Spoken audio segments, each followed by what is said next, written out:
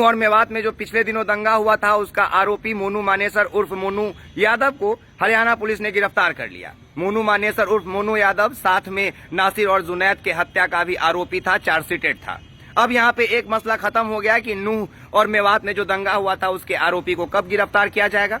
अब यहाँ से एक नया कहानी शुरू होगा। कहानी तो शुरू लगभग हो चुका है। आपको पता है 2024 में इलेक्शन है और भारतीय जनता पार्टी के पास जब कोई मुद्दा नहीं रहता है तो वो हिंदू, मुस्लिम या फिर धर्म के नाम पे नफरत पैदा करके जीतने का कोशिश करती है।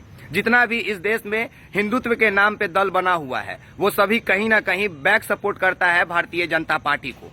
और आने वाले दिनों में इस देश में हिंदुत्व के नाम पे कई शोभा यात्रा निकलने वाला है। अगर आपके कोई मित्र या आपके घर का कोई सदस्य या फिर आपके आसपास रहने वाला कोई भी इंसान जो विश्व हिंदू परिषद, आरएसएस या जितने भी हिंदुत्व के दल हैं उनसे जुड़ाव रखता है, उसका मेंबर है, तो उससे पूछिए। आपको पता चलेगा कि अभी फरवरी तक इस देश में कई सारे जुलूस यात्रा निकलने वाले हैं। शोभा यात्रा के नाम पे जुलूस निकलने वाला है और इसी के तहत भारतीय जनता पार्टी ने दंगा का बहुत बड़ा प्लान तैयार किया है। और उसमें क्या होगा? उसमें यही होगा कि मोनू मानेसर के जैसा कोई माई का लाल हिंदुत्व के नाम पे श्री राम का भक्त बन के हाथों में तलवार लेके सड़कों पे निकलेगा, या तो दंगा में मारा जाएगा या फिर इसी तरह से आरोपी बना के सलाखों के पीछे ढकेल दिया जाएगा।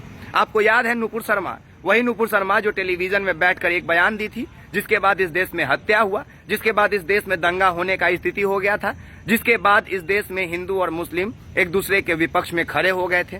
और खुशबू पांडे तो याद होगी, यही खुशबू पांडे जिसका तस्वीर आप स्क्रीन पे देख रहे हैं, जो दिल्ली के राजीव चौक पर आए दिन हिंदुत्व के नाम पे जहर उगलती थी। ये खुशबू पांडे और नुपुर शर्मा अभी कहाँ है?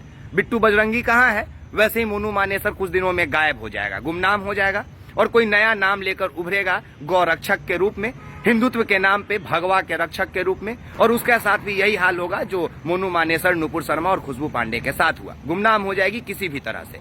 तो यह बात आपको तय करना है कि क्या इसी तरह इस देश में एक एक कर दंगा होते रहेगा? क्या इस देश में एक एक कर दंगा के आरोपियों के घर पे बुलडोजर चलते रहेगा? क्या एक एक कर हिंदुत्व के नाम पे जो अपने आप को उभारते हैं उनको सलाखों के पीछे छोड़ दिया जाएगा? और ऐसे करके आप इस देश को हिंदू राष्ट्र बना लेंगे और ऐसे करके आप दुश्मनों को पाकिस्तान खदेड़ देंगे, ऐसा आपको लगता है। लेकिन एक बार ठंडे दिमाग से बैठ के सोचिएगा कि क्या यह सब कुछ इस देश में मुमकिन है?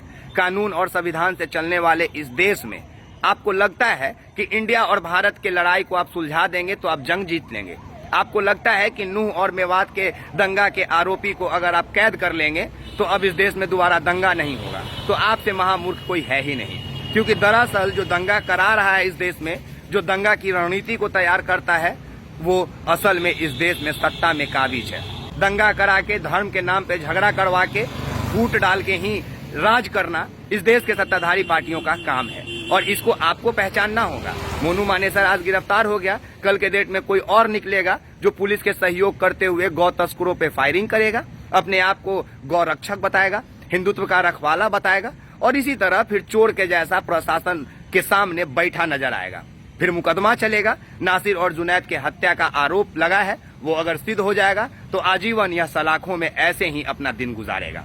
तो ऐसे तो फिर इस देश में कभी भी हिंदू राष्ट्र बन ही नहीं सकता है। तो फिर हम लोग इस बात पे बहस क्यों करते हैं, चर्चा क्यों करते हैं? यह बात सबको कान खोल के और दिमाग खोल के समझना चाहिए कि इस देश में हिंदू, मुस्लिम, सिख, ईसाई की बात होते आई है।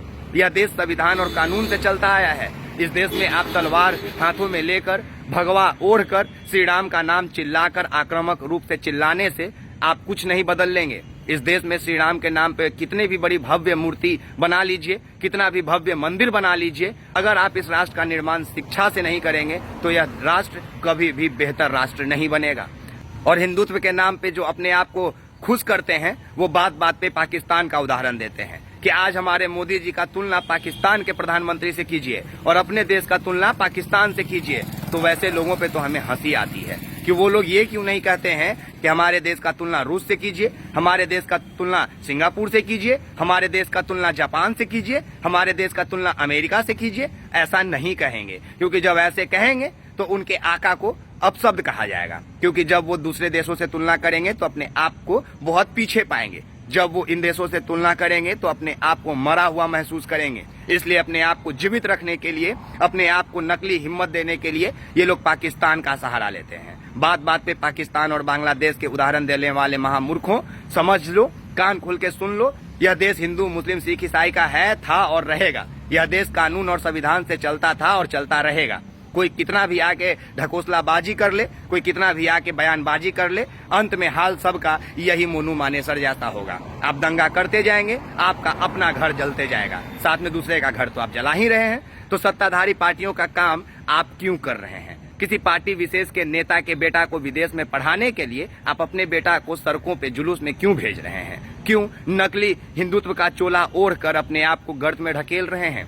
खुश रहिए, खुशहाल रहने दीजिए दूसरे को। और इस देश में आने वाले दिनों में फरवरी महीना तक कितने दंगे होंगे यह सिर्फ देखते जाइए। और अगर यह सब नहीं देखना चाहते हैं, इनको रोकना चाहते हैं, तो उन माँ बाप से मेरा हाथ जोड़कर निवेदन है जिनके बेटा जो है वो हिंदुत्व के नाम पे हाथों पे तलवार लेकर निकलते हैं सड़कों पे, उनको अपने घरों में कैद कर लीजिए। वरना ये आग की लपटें इतनी खतरनाक होती है कि उसमें कब आपके घर का लाल शहीद हो जाएगा, जल जाएगा, पता नहीं चलेगा। बाकी आप एक्सपोज मीडिया देख रहे हैं, मेरा नाम विकास राज है। आप तमाम लोगों का बहुत बहुत शुक्रिया।